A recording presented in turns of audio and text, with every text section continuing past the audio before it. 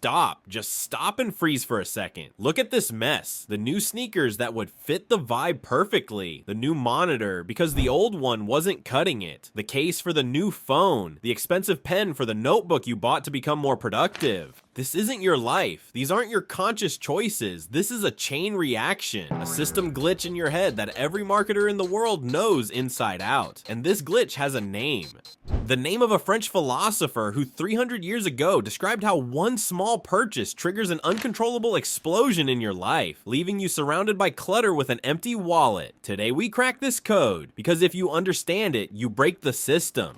The year is 1765. French philosopher Denis Diderot lived in poverty. Then he got lucky. Catherine the Great, Empress of Russia, bought his library for a fortune. What does a poor philosopher do with sudden wealth? He buys a luxurious dressing gown, just a beautiful expensive robe, and so he sits in it in his study, and his brain starts to short circuit. He looks at his old worn out chair, and he realizes this chair is an eyesore. It insults the nobility of the new gown. Diderot throws out the chair, buys a leather armchair. Now he sits in the armchair in the gown and sees his old crooked desk. The desk looks shabby against this new grandeur. To the dump, a new lacquered desk takes its place, and so on and so forth. Buying one gown led to complete financial ruin. Diderot described this in his essay, Regrets on My Old Dressing Gown. He was among the first to pinpoint this mental virus. The Diderot effect isn't about things, it's about your perception of yourself. A new item becomes an anchor of normalcy. Everything around it instantly seems abnormal, outdated, unworthy of the new you, and the brain demands harmony. It demands an upgrade of the entire context, and off you go. So let's break down the mechanism. The hack happens in 4 stages. Stage 1, deploying the agent of change. This is your first purchase.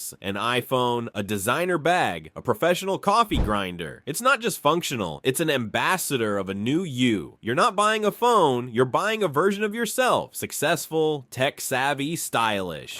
Stage 2, cognitive dissonance, or context shock. The new agent lands in your old environment. Conflict begins. Your amazing new gadget sits on a greasy, worn-out mouse pad. Your gorgeous bag stands next to cheap, scuffed sneakers. Your brain can't stand this mismatch. It's like putting a Ferrari spoiler on a beat-up car. The system glitches. Stage 3, the compulsion for consistency. To eliminate this psychological discomfort, your brain suggests the easiest way out, not to change your self-esteem, which is hard, but to change the environment, make the whole world match the status of the new agent. Mousepad, trash. You need a faux shearling pad. Sneakers, an embarrassment. You need minimalist sneakers. The coffee grinder demands proper beans, then a ceramic pour-over, then a barista course. Stage 4, the cascade effect, the spiral. Every subsequent purchase for harmony itself becomes a new agent, demanding an even broader context. The chair doesn't match the new desk. The lamp doesn't illuminate the new chair properly. It's a nuclear chain reaction in your budget. And the scariest part? You genuinely believe these are your rational decisions. Diderot suffered over one dressing gown. Now imagine what your brain goes through today. We live in a Diderot effect simulation. Social media algorithms and marketers are the chief engineers of this simulation.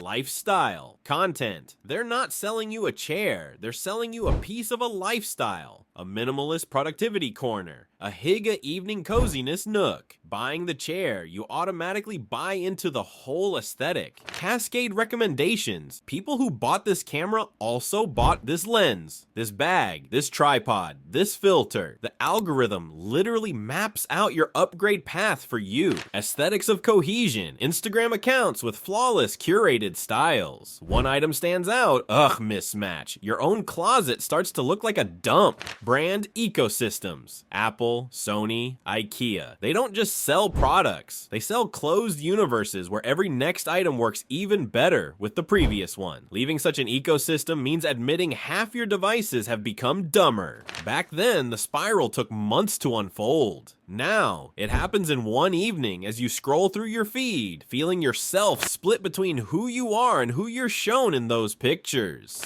Knowledge is your main shield. By recognizing the effect, you're already halfway to beating it. Here's the disarmament protocol. 1. Diagnose the Diderot agent. Before any purchase, ask, is this item a standalone player, or is it a Trojan horse that will open the gates for an entire army of spending? Be honest. 2. Implement an artificial delay. Create a rule between the desire and the purchase. 48 hours. During this time, ask, do I want this thing or do I want to fix the old thing that now seems inadequate? Often the desire vanishes. 3. Practice conscious incongruity. Intentionally break the harmony. Pair expensive with cheap, new with old. Prove to your brain that your worth is not dependent on the homogeneity of your surroundings. This is the highest form of freedom. 4. Trigger hunting. Unsubscribe from store newsletters. Clean your feed of onion accounts. People who only show off stuff. The algorithm will go crazy, not knowing what to show you. That's a win. 5. Value the narrative of old things. Your worn out chair has a story. Your old rug holds memories. They are part of your real self, not enemies of some ghostly upgraded version of you that advertising is trying to sell. So, the choice is yours. You can keep living in this simulation, ruled by the ghost of a French philosopher and algorithms obsessed with the harmony of your credit limit. Or you can make the only truly revolutionary purchase. The purchase of your attention. The purchase of awareness. The next time you feel that itch, that dissonance, that need to buy one more thing for complete happiness, stop, smile, and say out loud, hello Diderot, I see you, and walk away. Because your identity isn't a collection of things. It's what remains when all of it is taken away. Don't let yourself be colonized. Become the master of your own system. If this video sparked a fire of resistance in you, let me know in the comments with goodbye Diderot, and share this with everyone you think is already in this spiral, peace, and freedom from your own purchases.